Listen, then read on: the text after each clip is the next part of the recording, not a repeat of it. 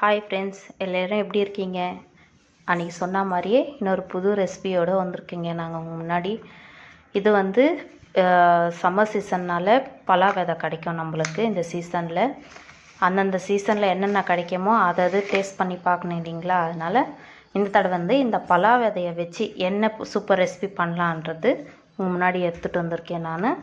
பலா விதையில் நம்ம பால்கோவா செய்ய போகிறோம். எல்லோரும் பால் வச்சு தானே பால்கோவா செய்வீங்க. இது வந்து புதுசாக இருக்கும் ரெசிபி. ட்ரை பண்ணி பாருங்கள். டேஸ்ட்டாகவும் இருக்கும். டேஸ்ட் ரொம்ப அட்டகாசமாக இருக்கும். நம்ம செய்கிற பால்கோவா விட இந்த பலா விதை பால்கோவா இன்னும் சூப்பராக இருக்கும். ட்ரை பண்ணி பாருங்கள். ஃபுல் வீடியோவும் போடுறேன். நம்ம இது செய்முறையும் பார்க்கலாம். ஓகேங்களா? இது ப்ராசஸ் என்னன்றது பாருங்கள். 2 கப்பு வந்து ஒரு 400 கிராம் வரைக்கும் நான் பலா விதை எடுத்திருக்கேன். அதே கூட டேஸ்ட்டுக்கு ஏற்ற மாதிரி சர்க்கரையும் எடுத்திருக்கேன் நான். ஒயிட் சுகர் தான் எடுத்திருக்கேன் நான். இது வந்து ஒரு 400 கிராம். இந்த பலா விதை எந்த அளவுக்கு போடுறீங்களோ அதே அளவுக்கு 400 கிராம் பலா விதைன்னா 400 கிராம் சுகரும் எடுத்துக்கோங்க. 1/2 லிட்டர் பால் காய்ச்சி ஆற வச்சுருக்கேன், பார்த்துக்கோங்க. ஃபஸ்ட்டு வந்து இந்த பலா விதை வந்து நல்லா வாஷ் பண்ணிவிட்டு குக்கரில் சேர்த்து நல்லா விசில் விட்டு வேக வச்சிடலாம். ஒரு 5 விசில் விட்டால் போதுங்க. தண்ணி விட்டு வேக வச்சிடலாம் இதை. ஓகேங்களா? தேவையான அளவுக்கு தண்ணி ஊற்றிக்கலாங்க. இந்த அளவுக்கு போதும். இப்போ வந்து மூடி போட்டு ஸ்டவ் மேலே வச்சு ஒரு 5 விசில் வர வரைக்கும் நம்ம குக் பண்ணி எடுத்துக்கலாம். வெந்ததுக்கப்புறம் தோல் நீக்கிட்டு நம்ம பண்ணிக்கலாம். விசில் போட்டு வச்சுருக்கேங்க. கரெக்டாக 5 விசில் இல்லை 6 விசிலுக்கானே வந்துக்கலாம். அது ஒரு குக்கர் பொறுத்த வரைக்கும். எனக்கு வந்து 5 விசில் விட்ட உடனே எனக்கு வெந்துடும். ஓகேங்களா? வேக வச்சுட்டு ஃபஸ்ட்டு தோல் நீக்கிட்டு அதுக்கப்புறம் நம்ம செய்முறை பார்க்கலாம். 5 விசில் வந்துருச்சுங்க. கேஸ் ஆஃப் பண்ணிடலாம். ஓகேங்களா? இது வந்து ஃபுல்லாக ஆறட்டும், அதுக்கப்புறம் ஓப்பன் பண்ணலாம். பலா விதையை வேக வச்சு இந்த மாதிரி மிக்சியில் போட்டு பவுட்ரு பண்ணிக்கணுங்க. அப்போ பவுட்ரு பண்ணிக்கிட்டு கொஞ்சம் கொரன்னு இருக்க பார்த்து கொஞ்சம் கொஞ்சமாக பால் ஊற்றி மையாக அரைச்சிக்கிட்டோம். நம்ம இந்த மாதிரி கொஞ்சமாக பால் ஊற்றிக்கிட்டு நல்லா ஒரு மாவு பக்குவத்துக்கு அரைச்சி எடுத்துக்கலாம் நைஸாக. ஓகேங்களா? கொஞ்சம் கொஞ்சமாக போட்டு அரைச்சிக்க பார்த்தா கொஞ்சம் சீனியும் போட்டுக்கலாங்க. பாதி சீனி இப்போ போடலாம், பாதி சீனி அப்படியே போட்டுக்கலாம். ஒயிட் சுகரு பாலும் ஊற்றி அரைச்சிட்டு வந்துடலாம். கொஞ்சம் ஊற்றிருக்கேன். இன்னும் கொஞ்சம் ஊற்றிக்கிட்டு நம்ம இதையும் சேர்த்து அரைச்சிட்டு வந்துடலாம். அரைச்சிட்டு வந்துட்டோம். இதையும் சேர்த்து கடாயில் ஊற்றிக்கலாம்.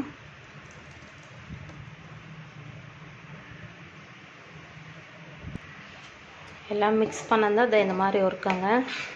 மிச்சம் பால் இருக்குது ஒரு 1/2 டம்ளர். அதையும் சேர்த்து நம்ம ஊற்றி நல்லா கலந்துக்கலாம்.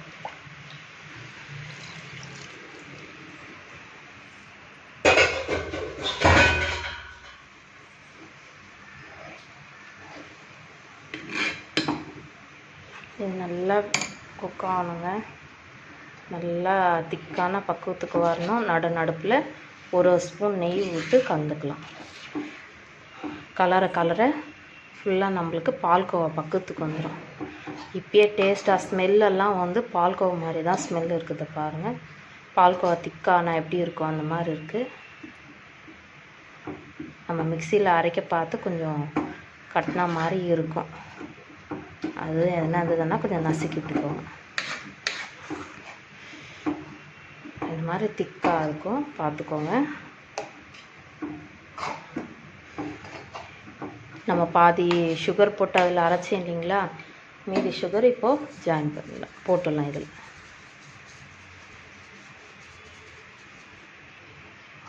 சுகர் மொத்தம் போட்டாச்சு. கரெக்டாக இருக்கும். உங்களுக்கு இது ரொம்ப இனிப்பாக இருக்கிற மாதிரி இருந்ததுன்னாக்கா டேஸ்ட்டுக்கு ஏற்ற மாதிரி தானே போட்டுக்கோங்க. நான் எடுத்துருக்கிற 400 கிராம் பலா விதைக்கு 4 கிராம் சுகர் கரெக்டாக இருக்கும். ஸ்வீட் நான் கரெக்டாக சாப்பிட்றவங்களா இருந்ததுன்னா டேஸ்ட்டுக்கு கொஞ்சம் கம்மியாக சாப்பிடுவோம். ஸ்வீட்டு ரொம்ப இனிப்பாக சாப்பிட மாட்டோம். இனிப்புக்கு திட்டமாக இருந்தால் தான் நாங்கள் சாப்பிடுவோம்.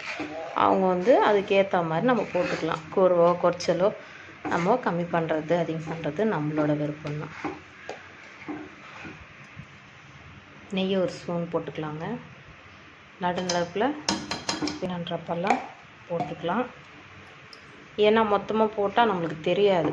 இது வந்து ஒரு ஸ்பூனு எந்த அளவுக்கு தேவையோ திக்னஸ் வர அளவுக்கு நம்மளுக்கு அப்படியே தவாவில் ஒட்டாமல் வரணும் நம்மளுக்கு. அப்போ தான் கரெக்டான பக்குவம். நெய் போடுறது கடாயில் ஒட்டாமல் இருக்கும். அதனால தான் நம்ம நெய் சேர்த்துப்போம். பாருங்கள், அவ்வளோதாங்க. இதே மாதிரி தாங்க பண்ணணும். அந்த பால்கோவா எப்படி பண்ணுறோமோ மில்க் போட்டு பால் ஊற்றி எப்படி நம்ம பால்கோவா செய்வோமோ சேம் மெத்தட் தான். ஆனால் வந்து இது சீசன் டைமில் தாங்க கிடைக்கும். ஆனால் அதை விட இது செம்ம டேஸ்ட்டாக இருக்குங்க.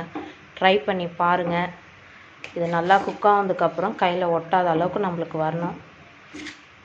வந்ததுக்கப்புறம் ஒரு பிளேட்டில் நெய் தடவிட்டு இது வந்து ஃபுல்லாக அதில் டிரான்ஸ்லேஷன் பண்ணிக்கலாம். நம்ம வெயிட் பண்ணி பாருங்கள் எப்படி இருக்கான்னுட்டு. ஓகேங்களா? வீடியோஸ் பார்க்குறீங்க, ரொம்ப சந்தோஷமாக இருக்குது. மேலும் மேலும் வீடியோ போடலான்னு எனக்கும் ஆர்வமாக இருக்குது. ஃபஸ்ட்டு வந்து என் பசங்களுக்கு தான் ரொம்ப நன்றி சொல்லணும். அவங்க தான் மோட்டிவேஷன் பண்ணாங்க. அம்மா போடுங்கம்மா, உங்கள் வீடியோஸு நல்லா இருக்கும்மா, உங்களோட சமையல் குறிப்பு வந்து நல்லா இருக்கும்மா போடுங்கம்மான்னு அவங்க தான் சொன்னாங்க. அவங்க சொன்னதுனால தான் நான் கேட்டேன். நம்ம சேனலெலாம் யார் பார்ப்பாங்க, வேணான்னு சொன்னேன். இல்லைம்மா பண்ணலாம் போடலாமான்னு அவங்க தான் என்கரேஜ் பண்ணாங்க. குட்டீஸ், எங்கள் வீட்டு குட்டீஸு. அதனால தான் நான் பண்ணிகிட்டு இருக்கேங்க. மேலும் மேலும் இதே மாதிரி நிறைய வீடியோஸ் எல்லாம் பண்ணணுங்க. உங்களோட ஆதரவு எனக்கு தேவை. அதனால் நீங்கள் எனக்கு சப்ஸ்கிரைப் பண்ணுங்கள், ஷேர் பண்ணுங்கள். ஓகேங்களா? நெய் தடவி வச்சுருக்காங்க. இந்த கண்டெய்னருக்கு நம்ம இது ஃபுல்லாக டிரான்ஸ்லேஷன் பண்ணிக்கலாம். பாருங்கள், தவால் இந்த மாதிரி ஒட்டாமல் வரணும். ஓகேங்களா? இந்த மாதிரி ஒட்டாமல் இருந்தால் தான் கரெக்டான பக்குவம். இப்போ நம்ம அதில் மாற்றிக்கலாம். நம்ம கண்டெய்னரில் மாற்றியாச்சுங்க. இது வந்து நல்லா செட் ஆகணும். ஸ்லைஸாக கட் பண்ணுறதுக்கு இவ்வளோ தான் நம்மளோட பலாக்கொட்டை பால்கோவா. செம்ம டேஸ்ட்டாக இருக்கும். ட்ரை பண்ணி பாருங்கள். கமெண்ட் பண்ணுங்கள், ஷேர் பண்ணுங்கள், சப்ஸ்கிரைப் பண்ணுங்கள். உங்களோட ஆதரவு இருந்தால் மேலும் மேலும் வீடியோவில் திரும்ப சந்திக்கலாம். பாய்.